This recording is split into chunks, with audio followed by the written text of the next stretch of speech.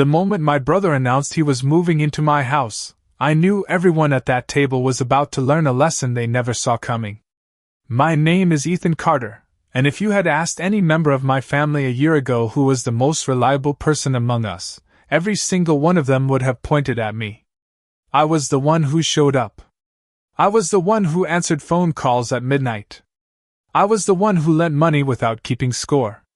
And unfortunately, I was also the one everyone assumed would quietly accept whatever was thrown at him. Looking back, I should have realized that being dependable and being taken for granted often look exactly the same.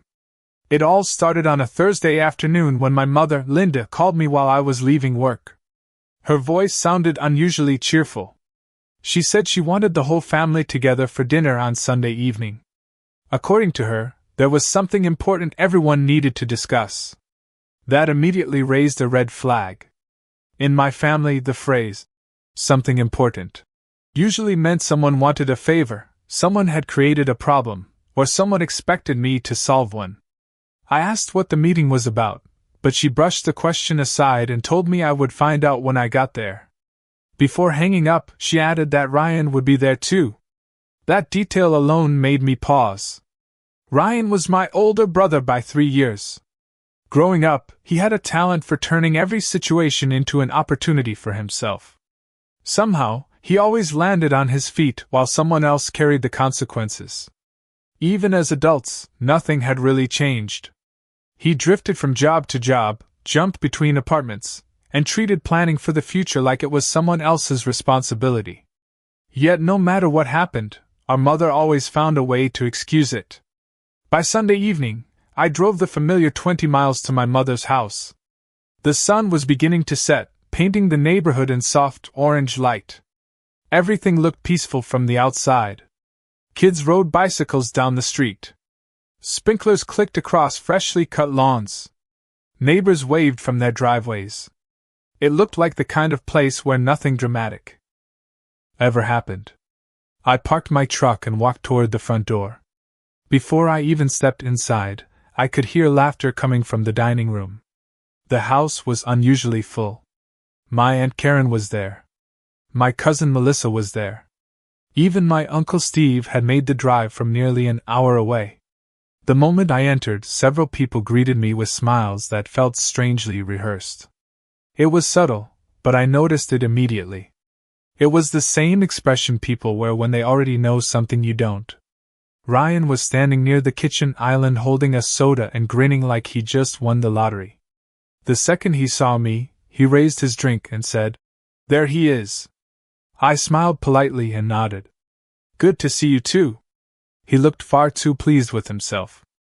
My mother appeared from the kitchen carrying a tray of food and kissed my cheek. She seemed excited, almost nervous. Everyone gathered around the dining table shortly afterward. Plates were passed around. Conversations overlapped. People laughed at stories that weren't particularly funny. Through it all, I couldn't shake the feeling that I was the only person in the room who hadn't been given a script. Every few minutes, I caught Ryan exchanging looks with my mother. Each time, they quickly looked away. That only deepened my suspicion. Still, I kept quiet. I've learned that when people are eager to reveal something, the smartest thing you can do is let them talk.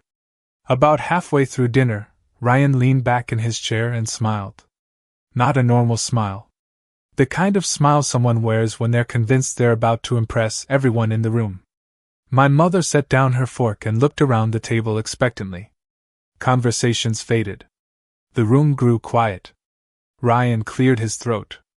And for some reason, before he even spoke, a small voice in the back of my mind told me that this dinner was about to change everything. Ryan rested his elbows on the table and looked around the room like a politician preparing to deliver a campaign speech. The grin never left his face.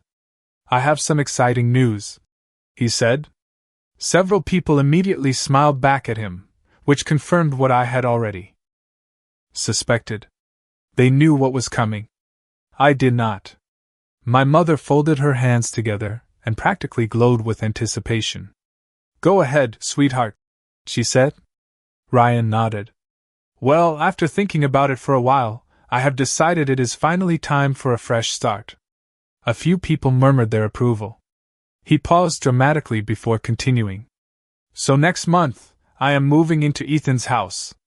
The room erupted with smiles and congratulations. My Aunt Karen clapped her hands together.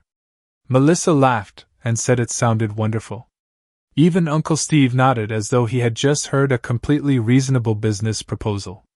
For a second, I wondered if I had somehow missed an entire conversation. Ryan sat back in his chair looking extremely satisfied with himself. Then he lifted his glass and took a sip as if the matter had already been settled. I noticed several pairs of eyes turning toward me. They were waiting for my reaction.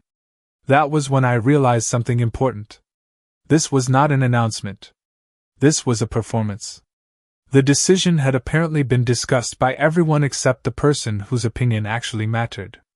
I kept my expression neutral. That is interesting, I said calmly. Ryan laughed. I knew you would understand. Understand what, exactly? Nobody had asked me anything. Nobody had called me beforehand. Nobody had mentioned that my brother was making plans involving my property. Yet somehow everyone around the table acted as though this arrangement had already been approved weeks ago. My mother leaned forward. It just makes sense, Ethan. There it was. The phrase I had heard my entire life whenever someone wanted something from me. It just makes sense. Somehow that phrase always translated into me giving something up while someone else benefited. Ryan pointed his fork toward me. The place is plenty big enough. You have all that extra space. Several relatives nodded in agreement. I almost laughed. Not because it was funny, but because of how predictable it was. Ryan had not mentioned paying rent. He had not mentioned contributing to expenses. He had not mentioned helping with maintenance. The assumption seemed to be that he would simply arrive and settle in. My cousin Melissa smiled. It will be good for you guys to spend more time together. Ryan immediately jumped on that. Exactly. Family helping family. That phrase earned another round of approving nods. Family helping family? I had heard that one before too. Usually right before someone asked me for money. Or a favor. Or forgiveness. I glanced around the table. Nobody seemed concerned about the details. Nobody asked whether I had been consulted. Nobody questioned whether Ryan had a long-term plan. They were all focused on the emotional appeal. Family. Togetherness. Support. It was impressive, in a way. Ryan had managed to frame the entire situation so that any objection from me would automatically make me look selfish. My mother smiled warmly. You have always been generous, Ethan. There was another familiar line. Translation: We are counting on you to say yes. I took a sip of water and remained silent. The silence seemed to confuse them. They had expected either immediate agreement or immediate resistance. Instead, I gave them neither. Ryan shifted slightly in his chair. I already started looking at which room would work best. That got my attention. Not because I was surprised, but because of the confidence behind the statement. He was not talking about possibilities. He was talking about plans. Concrete plans. Established plans. The kind of plans someone makes when they believe the outcome is guaranteed. My Aunt Karen smiled. I heard the upstairs guest room gets great morning sunlight. Ryan nodded enthusiastically. That is the one I was thinking about. Several people chuckled. Meanwhile, I sat there quietly, listening to strangers discuss my house as though I were not even in the room. And the more they talked, the more certain I became that something much bigger was happening beneath the surface. Because Ryan was not acting like a man making a request. He was acting like a man celebrating a victory. The only question was why everyone seemed so convinced that he had already won. The conversation should have stopped right there. Any reasonable person would have looked at me and asked whether I was actually comfortable with the arrangement. Instead, the exact opposite happened. The moment Ryan finished talking about bedrooms, everyone around the table seemed determined to sell me on an idea I had never agreed to. My mother was the first to continue. She gave me the same patient smile she used whenever she believed I was being difficult, even when I had not said a word. Ryan just needs a chance to get back on his feet, she said. It would only be temporary. I almost smiled at that. Temporary. Another familiar word. In my experience, temporary could mean 6 months, 2 years, or forever. Ryan nodded enthusiastically. Exactly. Just until I get everything sorted out. Nobody asked what exactly needed sorting out. Nobody asked how long it would take. Those questions would have required accountability, and accountability was never something my family demanded from Ryan. My Aunt Karen leaned forward. You have always had such a good heart, Ethan. There it was again. Compliments disguised as pressure. Every sentence sounded positive on the surface, but each one carried the same message underneath. Give your brother what he wants. Melissa joined in next. Honestly, if I had a house that size, I would help family too. That comment earned several approving nods. I noticed nobody was volunteering their own spare bedrooms. Nobody was offering Ryan a place to stay. Generosity was always easiest when somebody else was paying the bill.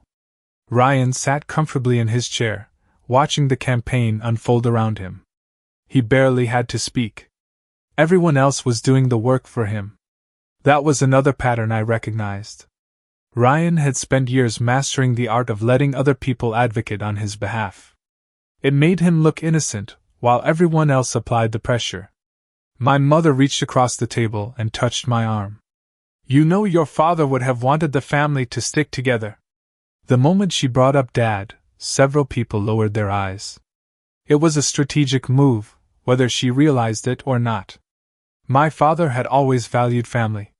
He had also valued responsibility, planning, and honesty, but somehow those parts never got mentioned during conversations like this.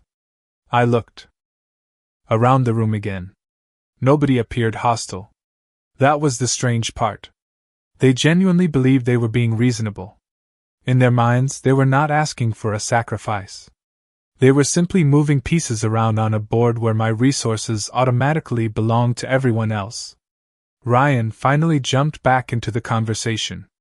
I have already been looking at furniture layouts. He laughed as though it were a harmless joke.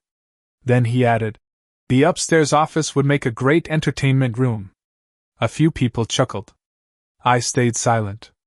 Inside, however, another piece of the puzzle clicked into place. Ryan was not talking about staying with me.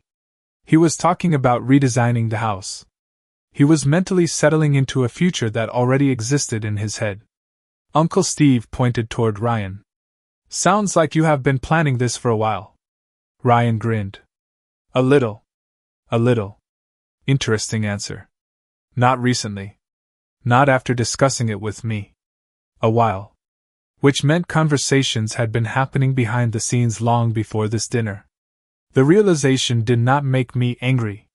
Surprisingly, it had the opposite effect. The clearer the situation became, the calmer I felt. I took another sip of water and listened.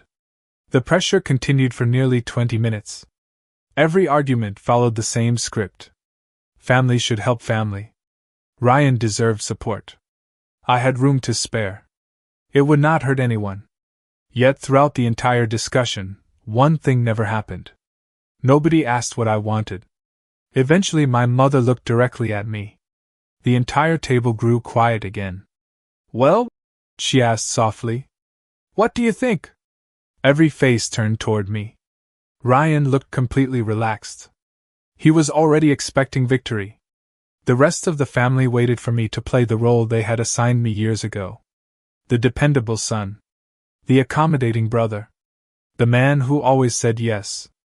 I looked around the table, met each pair of eyes, and then did something none of them expected.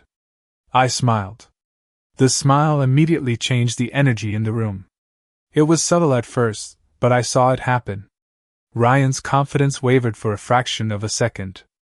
My mother looked confused. Everyone else seemed unsure how to interpret my reaction. They had spent the last half hour building pressure, stacking expectations on top of assumptions, and preparing for either resistance or surrender. What they got instead was a smile. What? Ryan finally asked. I shrugged casually. Nothing. That answer bothered him even more. People like Ryan were comfortable dealing with objections because objections could be argued against. Silence was harder. Calmness was harder. A smile was hardest of all. My mother tried again. So you are okay with the arrangement? I looked down at my plate for a moment before answering. It is an interesting plan. Ryan laughed. That sounds like a yes. Several relatives laughed with him. I simply nodded without committing to anything. The conversation quickly shifted back to logistics. It was almost fascinating to watch. The second they believed victory was inevitable, everyone became comfortable discussing details. Ryan started talking about moving timelines. Aunt Karen asked whether he would bring all his furniture. Melissa suggested repainting one of the rooms.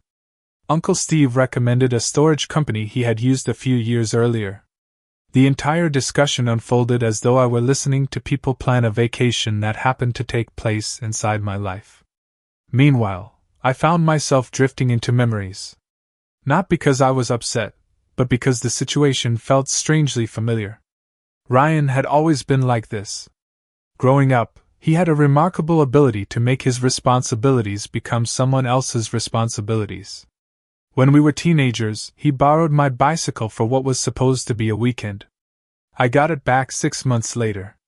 When we were in our 20s, he borrowed money to cover a short-term emergency. Years passed. The money never returned. Every story followed the same pattern. Ryan needed help. People sympathized. Somebody else paid the cost. Most of the time, that somebody was me. The strange part was that I rarely blamed Ryan alone. My family had spent decades protecting him from consequences. Every missed payment had an excuse. Every bad decision had a justification. Every failure became somebody else's fault. Eventually, Ryan stopped learning lessons because lessons require consequences. My mother interrupted my thoughts. You remember how close you boys were when you were younger? I almost laughed out loud. Ryan and I had not been especially close. We had simply occupied the same house. But family stories have a way of becoming more flattering over time. Ryan smiled warmly. Exactly. It will be like old times. Old times. That was another phrase designed to trigger nostalgia rather than logic. Nobody mentioned that old times usually involved me cleaning up whatever mess Ryan had left behind. As the conversation continued, another detail began to stand out. Ryan seemed unusually relaxed for someone preparing for a major life change. Most people facing a move would have questions. They would want details. They would discuss budgets and timelines and plans. Ryan did none of that. Instead, he acted like a man who had already crossed the finish line. Every joke he made carried the confidence of someone who believed all obstacles had been removed. That confidence fascinated me. Because it meant there was something he did not know. Or perhaps something everyone else did not know. Either way, I found myself becoming more curious than frustrated. Eventually dessert was served. My mother brought out a homemade pie and placed it in the center of the table. The atmosphere felt almost celebratory. Ryan accepted congratulations from relatives as though he had received a promotion. More than once, I caught him smiling to himself. Every time he did, my curiosity grew stronger. Because while everyone else saw a family gathering, I saw something different. I saw people building an entire future around assumptions. And the dangerous thing about assumptions is that they feel exactly like facts right up until the moment reality arrives. The dinner finally ended, but the conversation did not. If anything, it gained momentum the moment people left the table. Ryan moved through the house with the confidence of someone giving a tour of property he already owned. He wandered into the living room discussing furniture placement with Melissa. He asked Uncle Steve for recommendations on moving companies. At one point, I even overheard him talking about where he might mount a television. Not where he might ask to mount a television. Where he might mount one. The distinction mattered. Every sentence revealed the same assumption. The decision was finished. The details were all that remained. I stood near the kitchen counter helping my mother clear dishes while the rest of the family continued socializing. "You have been awfully quiet tonight," she said. I smiled. "Everybody else seems to have plenty to say." She gave me a look that suggested she was trying to read my thoughts. "I hope you understand why this is important." There was that word again. Important.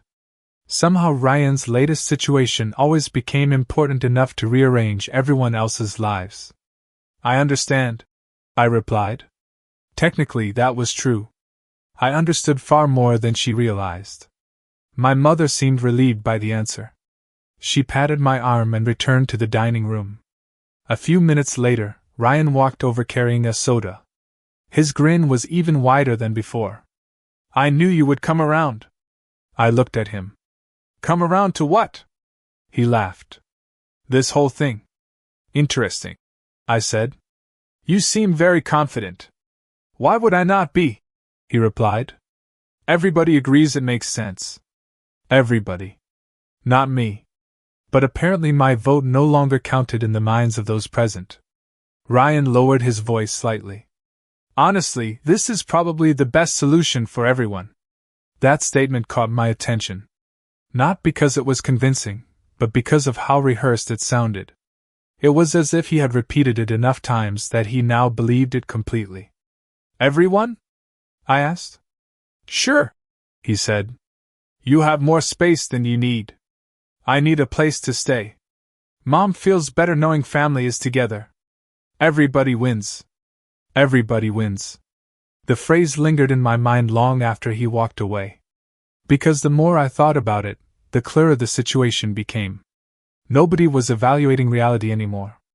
They were evaluating a story. In that story, Ryan was the struggling brother trying to rebuild his life. I was the successful brother with extra room. The happy ending required only one thing: my cooperation. Unfortunately for them, reality had moved far beyond that story. Over the next week, the situation became even more ridiculous. Ryan started texting me links to furniture. He sent pictures of entertainment systems. He asked whether the upstairs room could accommodate a king-size bed. The remarkable part was that none of these messages contained a question about whether he could move in. Every message assumed he already was. I responded politely but briefly. The less I said, the more comfortable he became. That was exactly what I wanted. Then came the social media posts. A cousin forwarded one to me late Wednesday night. Ryan had uploaded a smiling photo of himself with a caption about exciting new beginnings and moving into a great place next month. Dozens of relatives and friends filled the comments with congratulations. Reading through them felt surreal. People were celebrating plans built entirely on assumptions. Yet what surprised me most was not Ryan's behavior. It was how quickly everyone accepted his version of events without verifying a single detail. By Friday evening, I realized something important. Ryan was no longer preparing for a possibility. He was emotionally invested in an outcome he believed was guaranteed. The deeper that belief became, the harder reality was going to hit when it finally arrived. And all the while, there was one critical fact that nobody at that dinner table had bothered to ask about. Not Ryan. Not my mother. Not a single relative. They had spent hours discussing where my brother would live. Yet somehow nobody had ever stopped to ask what had actually happened to the house itself. The following week felt less like real life and more like watching a train continue down the wrong track while every passenger confidently insisted the destination was correct. Ryan's certainty kept growing. Every day seemed to bring a new example. On Monday morning he sent me a screenshot of a moving truck rental quote. On Tuesday he asked whether I preferred the garage organized a certain way because he planned to store some equipment there. By Wednesday he was talking about changing internet providers to get a faster package. Not once did he stop to verify whether any of this made sense. His confidence had become self-sustaining. The more people supported the idea, the more convinced he became that reality itself would adjust to match his expectations. Meanwhile, family members continued reaching out. My Aunt Karen called to tell me how proud she was that I was helping my brother. Melissa sent a message saying this arrangement would be wonderful for family unity. Even Uncle Steve left me a voicemail praising my generosity. Listening to them was almost surreal because they were all congratulating me for a decision I had never actually made. Yet none of them seemed interested in hearing my side. They simply assumed agreement. At first I considered correcting them. I could have explained everything immediately. I could have ended the misunderstanding with a single conversation. But every time I thought about doing that, something stopped me. The truth was not being hidden. Nobody was asking for it. There is a difference. If someone refuses to verify their assumptions, eventually those assumptions become their own responsibility. By Thursday evening, Ryan took things to another level. He called while I was finishing dinner. The moment I answered, I could hear excitement in his voice. "Good news," he announced. "I found a buyer for some of my furniture." "Congratulations," I said. "That will make moving easier." "Exactly," he replied. "No point bringing everything. I already know how I want the place set up." There it was again. Not your place. Not the house. The place. As though it already belonged to him in some way. Then he surprised me.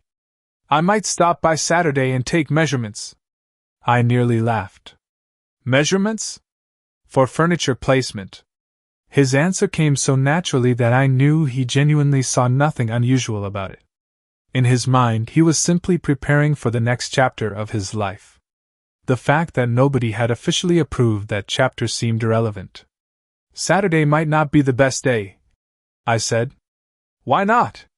"There are a few things going on." Technically, that was true. There were several things going on. Most of them just happened to exist entirely outside his awareness. Ryan sounded disappointed for about 3 seconds before recovering. "No problem. Next weekend then."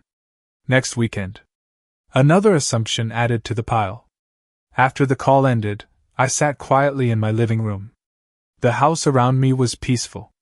Evening sunlight stretched across the hardwood floors. Everything felt stable, orderly, and predictable, which made the contrast with Ryan's fantasy even more remarkable. He was planning a future based on information that had stopped being accurate months ago. Friday brought another surprise. My mother called. Her tone was unusually cheerful.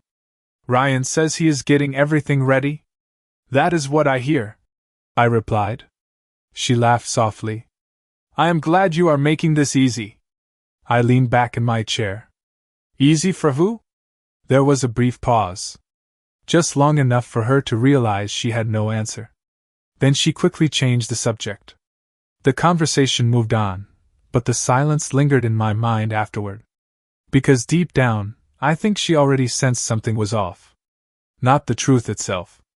Just the feeling that pieces were missing. The problem was that nobody wanted to ask questions. Questions create uncertainty. And uncertainty threatens comfortable stories. By the end of the week, Ryan's plans had expanded so much that relatives were openly discussing housewarming visits and holiday gatherings. The future had become so real in their minds that they treated it like a confirmed fact. But facts do not care how many people believe them. And with every passing day, the gap between their expectations and reality continued to grow. Soon that gap was going to become impossible to ignore. 2 weeks after the family dinner, my mother decided it was time for another gathering. According to her, everyone was excited about Ryan's upcoming move and wanted to celebrate before the big day arrived. When the invitation came, I accepted immediately. Not because I wanted to attend. Because I knew the moment had finally arrived. By then, Ryan's plans had grown far beyond simple conversations. Family members were discussing schedules. Friends were offering moving advice. My cousin Melissa had even mentioned bringing over a welcome gift after he got settled. The entire situation had developed a momentum of its own. It no longer depended on facts. It depended on belief. And belief can be a powerful thing right up until reality enters the room. Sunday evening arrived. I drove to my mother's house under a clear sky and parked in the same driveway where this entire story had started. As I walked toward the front door, I noticed several familiar vehicles already parked outside. The guest list looked almost identical to the first dinner. My Aunt Karen was there. Uncle Steve was there. Melissa was there. Even a few additional relatives had joined. The atmosphere felt festive. People were smiling. Conversations flowed easily. Ryan looked happier than I had seen him in years. The confidence radiating from him was almost impressive. He greeted me at the door with a grin. "Almost moving day." "So I hear," I replied. He laughed. "Everything is coming together." I smiled politely and followed everyone inside. Dinner unfolded much like the previous gathering. Stories were shared. Food was passed around. Ryan received congratulations from nearly every person at the table. Several relatives asked about his plans. He answered each question with increasing enthusiasm. By the time dessert arrived, he was discussing furniture layouts again. Then he started talking about future renovations. Renovations. That word finally made me shake my head slightly. Ryan noticed. "What?" he asked. Several people looked toward me. For the first time all evening, the room became quiet. I placed my fork down carefully. "Nothing," I said. Ryan laughed. "Come on. You have had that look all night." My mother smiled nervously. "Ethan, if something is bothering you, just say it." There it was. The opening they had unknowingly created for themselves. I glanced around the table. Every face was focused on me. The same people who had spent weeks building plans, expectations, and assumptions. The same people who had never stopped to verify a single important detail. I took a slow breath. "Actually," I said, "there's something everyone should probably know." The room became completely silent. Ryan leaned back in his chair. He still looked confident. Amused even. He clearly expected some minor concern that could be brushed aside with another emotional argument. "What is it?" he asked. I folded my hands together. "Over the last few weeks, I have listened to a lot of conversations." Nobody spoke. "I have heard discussions about moving dates, room layouts, furniture placement, renovations, internet service, storage space, and holiday plans." Several relatives exchanged uncertain glances. Ryan's smile faded slightly. Not completely. Just enough to show the first crack. "Okay," he said cautiously. I nodded. "And during all those conversations, nobody asked a very important question." My mother frowned. "What question?" I looked directly at Ryan. Then at the rest of the table. "What makes any of you think I still own that house?" The silence that followed felt different from every silence that had come before. This was no longer the comfortable silence of people waiting for a response. This was confusion. Real confusion. Ryan blinked. "What are you talking about?" I held his gaze. "I am asking a simple question." His expression shifted. The confidence was still there, but now uncertainty had appeared beside it. Around the table, relatives looked at one another as though hoping someone else already knew the answer. Nobody did. My mother stared at me. "Ethan."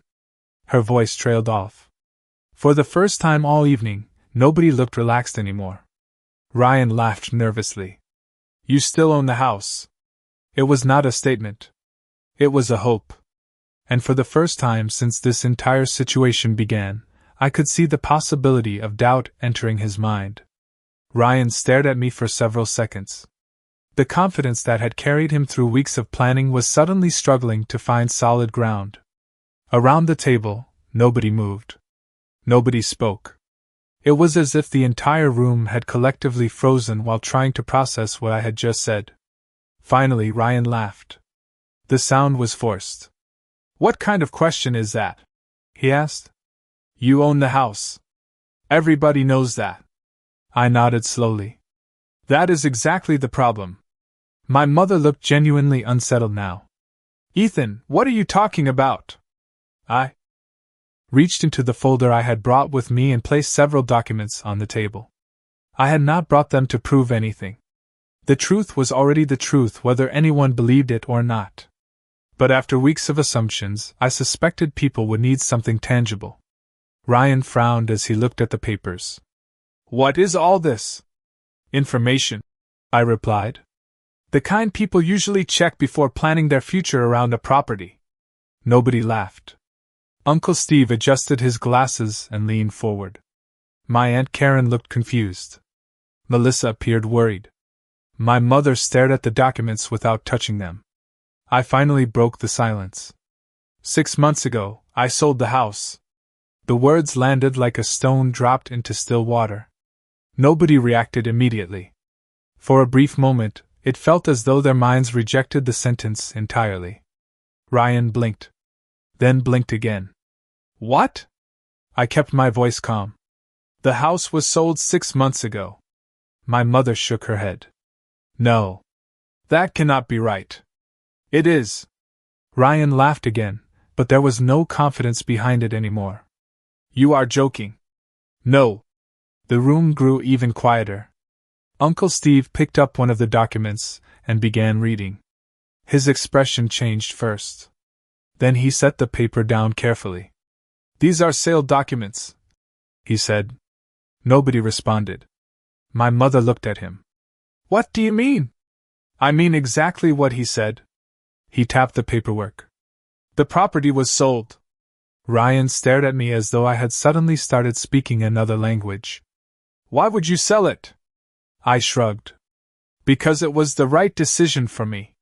The answer seemed to frustrate him. Not because it was unclear. Because it was simple. There was no dramatic explanation. No crisis. No secret emergency. I had simply made a decision about my own property. A decision that apparently never occurred to anyone else as a possibility. My mother looked stunned. Why did you not tell us? I considered the question for a moment. Nobody asked? The silence returned. This time it carried a different weight. Weeks of assumptions were collapsing one after another. Every conversation. Every plan. Every congratulatory message. Every discussion about furniture and room assignments. They had all been built on a foundation nobody bothered to verify. Ryan stared at the documents. Wait. His voice sounded smaller now. If you sold it 6 months ago. He stopped speaking as the implication finally reached him. I nodded. The new owner takes possession very soon. Melissa covered her mouth. Aunt Karen looked down at the table. Uncle Steve leaned back in his chair and sighed. My mother sat completely still. Ryan looked around the room searching for someone to disagree.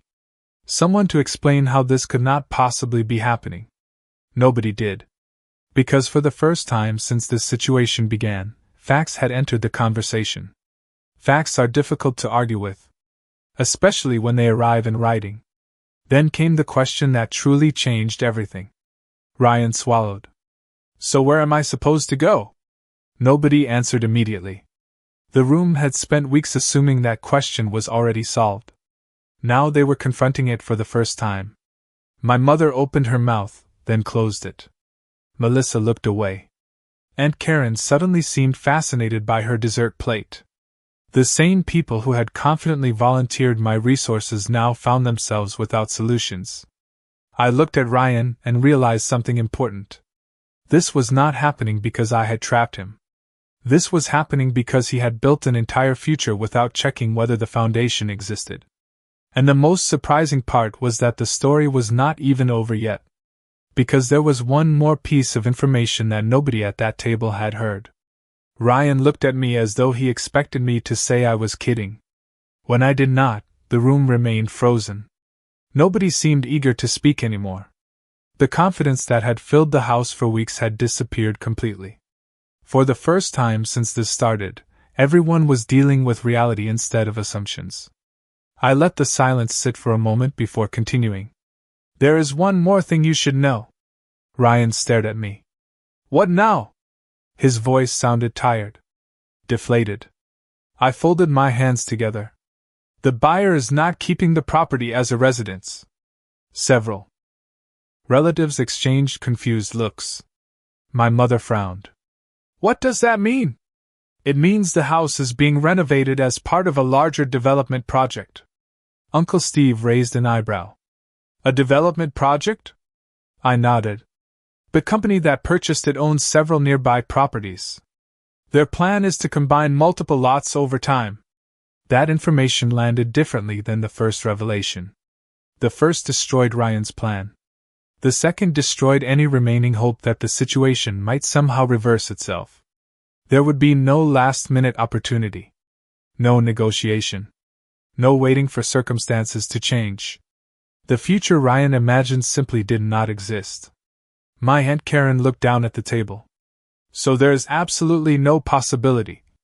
She stopped speaking before finishing the sentence. No, I replied gently. There is not. Ryan leaned back in his chair and stared at the ceiling.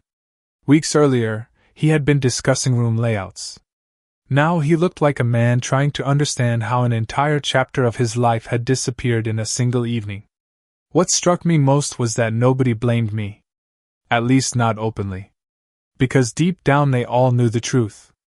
I had not taken anything away from Ryan. The house had never belonged to him. The opportunity had never been promised. The future he imagined had been built entirely on assumptions. My mother finally spoke. I wish you had told us sooner. I looked at her calmly. Would it have changed anything? She opened her mouth, then hesitated. Neither of us knew the answer. Maybe people would have listened. Maybe they would have ignored it. Maybe they would have tried to convince me not to sell.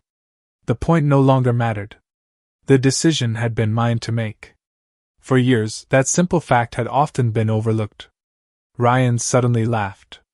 Not a happy laugh. More the sound of someone realizing how badly he had misread a situation. I cannot believe this. Nobody responded. I already sold furniture. Melissa shifted uncomfortably. Uncle Steve rubbed his forehead. My mother looked heartbroken. Yet even then, I felt no satisfaction from their discomfort. What I felt instead was relief. Relief that I no longer had to carry expectations that were never mine to carry. Relief that I no longer had to justify decisions about my own life. Relief that, for once, reality was doing the talking instead of me. Eventually chairs began moving. Conversations restarted in small, awkward fragments. People gathered their belongings. The celebration atmosphere had vanished completely. One by one, relatives headed toward the door. Nobody argued. Nobody pressured me. Nobody mentioned generosity or family obligations. Those themes disappeared the moment facts entered the room. As I prepared to leave, my mother walked me to the front porch. The evening air felt cool and quiet. For several seconds neither of us spoke. Then she sighed. Maybe we all assumed too much. I smiled softly. Maybe. She looked down at the driveway. Your father always wanted this family to stay close. I know, I said. But staying close is not the same thing as expecting someone else to solve every problem. She nodded slowly. I think she understood. Maybe not completely. But more than before. We hugged, and I walked toward my truck. As I started the engine, I glanced back at the house. Through the window I could see Ryan sitting alone at the dining table, staring at nothing in particular. For years I had stepped in whenever circumstances caught up with him. This time I had not. Not out of anger. Not out of revenge. Simply because his choices belonged to him. Driving home, I realized something important. The biggest change that night was not that Ryan lost an imaginary place to live. It was that I finally stopped living according to expectations other people created for me. The house was gone. The assumptions were gone. And for the first time in a very long time, the weight of carrying everyone else's plans was gone too.